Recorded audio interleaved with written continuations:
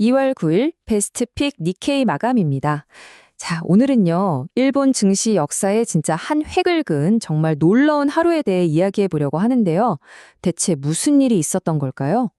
자, 일단 이 숫자부터 한번 보시죠. 플러스 2110. 맞습니다. 하루 만에 니케이 지수가 무려 2100포인트 넘게 폭등을 한 겁니다. 이게 얼마나 대단한 거냐면요. 보통 몇십, 몇백 포인트만 올라도 시장이 들썩들썩 하잖아요. 근데 하루에 2100포인트라니 이건 뭐 그야말로 역사적인 폭등이라고 할 수밖에 없죠. 그래서 최종적으로 마감한 지수가 56,363.94입니다. 와, 이게 무슨 의미냐면 그 길고 길었던 일본 증시의 잃어버린 수십 년 있잖아요.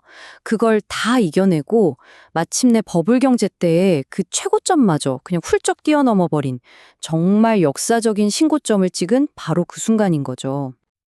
근데 이게 그냥 몇몇 사람들만 사고 팔아서 조용히 오른 게 절대 아니었어요. 시장 전체가 아주 그냥 들끓었습니다. 이날 하루에 거래된 돈만 해도 무려 10조 엔이 넘었어요. 상상이 가세요? 전 세계 투자자들의 돈이 지금 일본으로 막 쏠리고 있다는 아주 강력한 신호였던 거죠.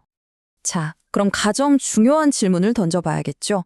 도대체 무엇이 이렇게 시장을 폭발시킨 걸까요? 근데 진짜 놀랍게도요. 그 해답이 어떤 경제 지표나 이런 게 아니었어요. 바로 정치에 있었습니다. 네, 아주 중요한 정치 이벤트 하나가 이 모든 일의 시작이었던 겁니다. 그게 뭐냐면 바로 집권 여당인 자민당의 총선 압승이었습니다. 이걸 본 투자자들이 딱 이런 생각을 한 거죠. 아, 이제 정치적으로 완전히 안정됐네? 그럼 정부가 이제 눈치 안 보고 강력한 경기 부양책을 마구 쏟아내겠구나. 바로 이 기대감, 이게 시장에 어마어마한 에너지를 불어넣은 겁니다.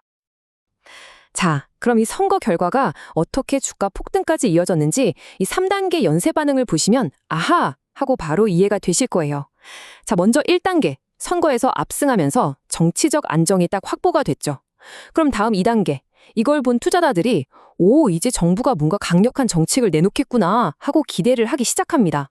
그리고 마지막 3단계, 전 세계 투자자들이 와, 이 기회 놓치면 바보다 하면서 너도 나도 일본 시장으로 돈을 쏟아붓기 시작한 거예요.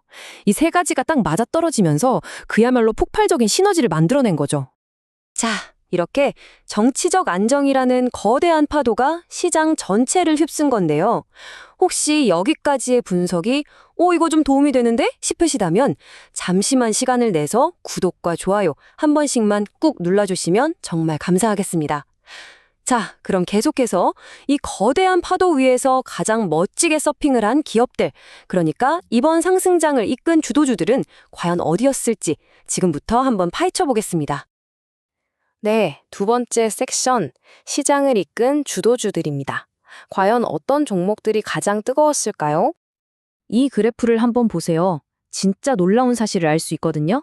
전체 지수가 2100포인트 넘게 올랐는데 그 상승분의 절반 이상, 그러니까 1100포인트 넘게를 단 두 개의 기업이 만들었다는 겁니다. 믿어지세요? 바로 반도체 장비 회사인 어드반테스트랑 우리가 잘 아는 유니클로의 모회사, 패스트 리테일링이에요. 이 두 슈퍼스타가 그냥 시장 전체를 등에 업고 끌어올렸다고 봐도 될 정도입니다. 자, 그럼 어떤 테마들이 있었는지 그룹별로 한번 묶어볼게요. 첫 번째 그룹은 정책의 물결을 아주 제대로 탄 기업들입니다. 예를 들면 미쓰비시 중공업 같은 방위산업체들. 정부가 국방비를 늘릴 거다. 이 기대감 하나만으로 주가가 막 날아간 거죠. 그러니까 정부가 어디에 돈을 쓸 것인가 그 방향이 곧 돈의 흐름이 된 셈입니다. 그리고 두 번째 그룹은 주주환원 챔피언들입니다. 말 그대로 여러분, 우리 회사 돈 잘 벌고 있어요. 그러니까 주주분들께 팍팍 돌려드릴게요. 라고 선언한 멋진 기업들이죠. 자기 회사 주식을 사들이는 자사주 매입을 하거나 여기 약기처럼 배당금을 확 늘리면서 투자자들한테 강한 믿음을 준 겁니다. 자, 그리고 마지막 세 번째 그룹, 바로 어닝 슈퍼스타들입니다. 어닝이 실적이잖아요. 그러니까 우리 이 정도 벌 것 같아요 하고 내놓은 실적 전망치를 시장의 예상을 그냥 박살내버릴 정도로 어마어마하게 발표해서 모두를 깜짝 놀라게 한 기업들이에요. 여기 신댕겐 전기를 보세요. 이익 전망을 무려 87%나 올렸어요. 이러니 투자자들이 열광하지 않을 수가 없었겠죠? 네, 방금 이야기하면서 몇 가지 중요한 용어들이 나왔는데요. 아마 주식 투자를 처음 시작하는 분들은 조금 낯설 수도 있을 것 같아요. 그래서 아주 쉽고 명확하게 한번 짚고 넘어가겠습니다. 먼저 실적 상향 조정이라는 말인데요. 이게 뭐냐면 정말 쉽게 말해서 회사가 저희 올해 100억 벌 줄 알았는데요. 생각보다 장사가 너무 잘 돼서 한 150억은 벌 것 같아요. 하고 공식적으로 발표하는 거예요. 당연히 투자자들 입장에서는 이보다 더 좋은 소식은 없겠죠.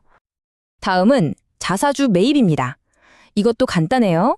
회사가 자기 돈으로 시장에 돌아다니는 자기 회사 주식을 다시 사들이는 겁니다.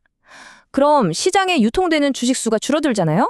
그러니까 남아있는 주식 한 주 한 주의 가치는 자연스럽게 올라가는 효과가 생기는 거죠. 어떻게 보면 우리 회사 주식은 지금 가격보다 훨씬 더 가치 있어요 하는 회사의 자신감 표현이기도 하고요.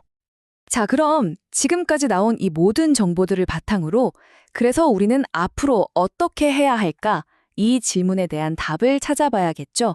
앞으로의 투자 전략, 그 핵심을 한번 정리해 보겠습니다. 지금 시장 전문가들은 이번 상승장을 고이치 트레이드라는 별명으로 부르고 있어요. 이게 무슨 뜻이냐면 새 정부의 경제정책 방향과 아주 직접적으로 연결된 테마들이 시장을 이끌고 있다는 의미입니다. 예를 들면 아까 봤던 국방 관련주나 앞으로 금리가 오르면 이익을 볼 은행주, 또 미국 투자 관련 종목들 같은 것들이죠. 그래서 가장 중요한 핵심이 바로 이겁니다.